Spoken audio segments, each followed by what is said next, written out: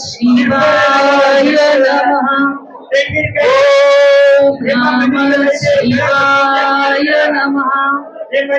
ओम नमः शिवाय नमः।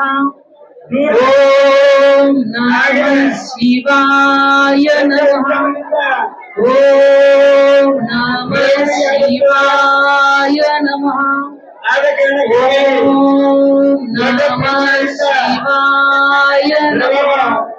ओम नमः शिवाय नमः। ओम नमः शिवाय नमः। ओम नमः शिवाय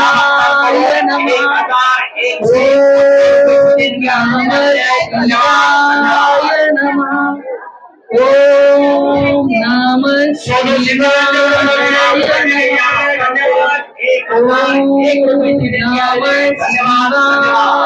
नमः।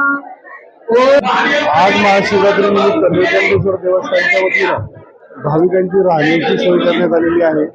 आज या ठिकाणी लाखो भाविक देशभरातून या ठिकाणी येत आहेत। मागील 62 वर्षापासून नीलकंठेश्वर देवस्थान हे व्यसनमुक्तीसाठी प्रसिद्ध आहे। गुरुवर्य शंकरराव सर्जेमामा यांच्या प्रेरणेतून आणि साक्षात्कारातून स्थापन झालेले हे मंदिर आहे। देशभरातून आजपर्यंत 2.5 कोटीपेक्षा जास्त भाविकांची व्यसनमुक्ती करण्यात आलेली आहे। या महाशिवरात्रीच्या पर्वानिमित्त भाविकांची राहण्याची, आंघोळीची, प्रसादाची व्यवस्था करण्यात आलेली आहे। ही सर्व व्यवस्था मोफत देवस्थानच्या वतीने करण्यात येते। त्याप्रमाणे दर्शनबारी सुद्धा या ठिकाणी फार छान पद्धतीत चालू आहे। आज 200 पेक्षा जास्त स्वयंसेवक या ठिकाणी मागील 2 महिने झाले काम करत आहेत आणि 24 तास या ठिकाणी भाविकांना सेवा देण्यासाठी ते कार्यतत्पर आहेत। या महाशिवरात्रीच्या निमित्ताने 3 लाखपेक्षा जास्त भाविक आज या तीर्थस्थानाला भेट देतील असा अंदाज आहे। आदरणीय गुरुवर्य शिवभक्त सर्जेमामा यांनी स्थापन केलेल्या आणि यांनी निर्माण केलेल्या या स्वर्गीय भूमीमध्ये शिवरात्रीचा महोत्सव सुरू आहे। नीलकंठेश्वराच्या कृपा आशीर्वादाने आणि मामांच्या कृपा आशीर्वादाने आदरणीय गुरुवर्य शिवभक्त परमपूज्य शिवदास महाराज भाऊ महाराज सर्जे उत्तम पद्धतीने या कार्याची सुरुवातही केली, उत्तम पद्धतीने सगळं कार्य पार पाडत आहे।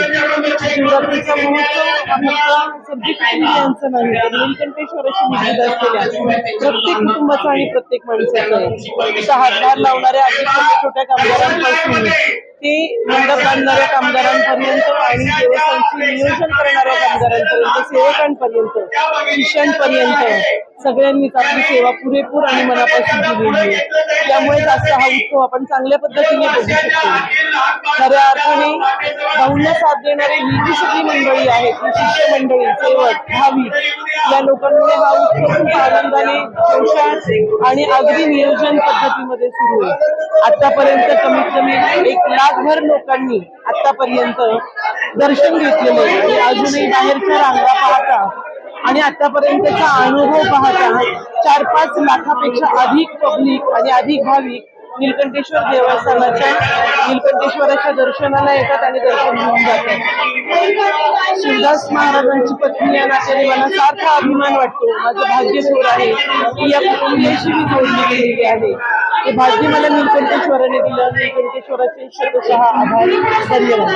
2014 साली भारतीय जनता पार्टीचं सरकार केंद्रात आणि राज्यामध्ये आलं आणि नीलकंठेश्वराचा विकासासाठी बरेच प्रश्न होते। त्यापैकी सगळ्यात महत्वाचा प्रश्न होता रस्त्याचा।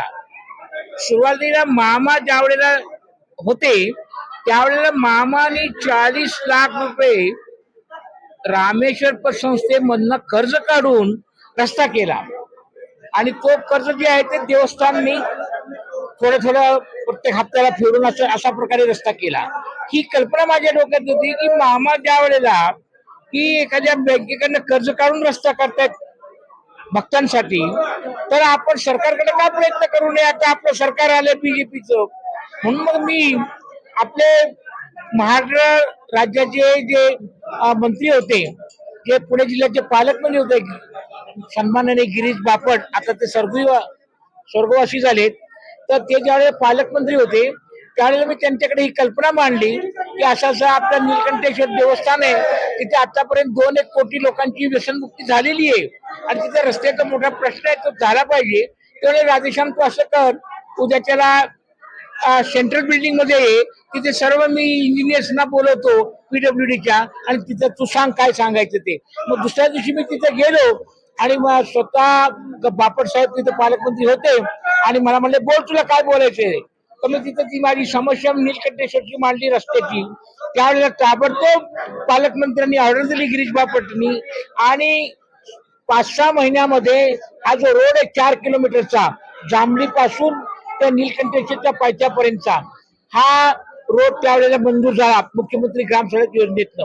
परंतु तो रस्ता होत असताना त्याच्यामध्ये 650 मीटर वन खात्याची जमीन होती.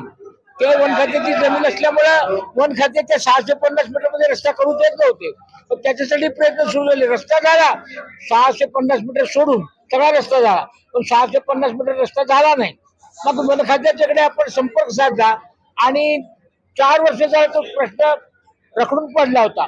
आता 2-3 महिन्यापूर्वी आपल्या आता 2024च्या ह्याच्यामध्ये निवडणुकीमध्ये ज्यावेळेला खासदारकीची निवडणूक झाली तर पुण्याचे खासदार निवडून आलेले मुरलीधरजी मोहोळ यांनी मी त्यांच्या समोर ही समस्या मांडली आणि ते ताबडतोबीने त्यांनी ऑर्डर केली की कुठल्याही परिस्थिती या रस्त्याला वन खात्यातून जो रस्ता जातोय नीलकंठेश्वरला त्याला परवानगी दिली पाहिजे, त्या असा त्यांनी आदेश दिला. आणि मग त्यावेळेला ते महादेव म्हणून एक वन खात्याचे उपवन निरीक्षक होते मोहिते, महादेव मोहिते, आणि अजून एक प्रवीण म्हणून वन संरक्षक होते. त्यांनी ती परवानगी त्यांची ऐकली आणि मग त्यांनी लेखी परवानगी दिली की वन खात्यातनं जाणारा नीलकंठेश्वर रस्त्याची परवानगी दिली असं त्यांनी लेखी दिलं. आणि त्या लेखीच्या निवेदनातनं हा रस्ता आता 750 मीटरचा जो वन खात्यातला आहे तो आजच्याला कालच्याला पूर्ण झाला. आणि त्यांचं खरं म्हणजे अभिनंदन केलं पाहिजे मुरलीधरजी मोहोळांचं. त्याच्यामध्ये आपल्या राज्यसभेचे खासदार कुलकर्णीताई होत्या, त्यांनी पण खूप प्रयत्न केले. त्यांनी पण महाराष्ट्र राज्याच्या वन खात्याचे गणेश नाईक मंत्री होते, त्यांनाही फोन करून सांगितलं. त्याबरोबर सगळ्यांनी परवानगी दिल्यामुळे वन खात्याच्या जमिनीचा रस्ता अतिशय चांगल्या पद्धतीने आज झालेला आहे.